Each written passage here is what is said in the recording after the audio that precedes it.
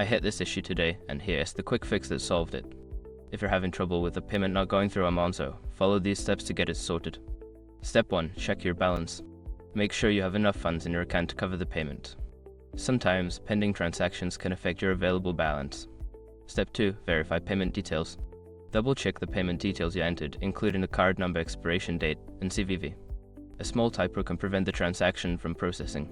Step 3. Review your card settings. Open the Monzo app and check if your card is active and not locked. If it is locked, you won't be able to make any payments.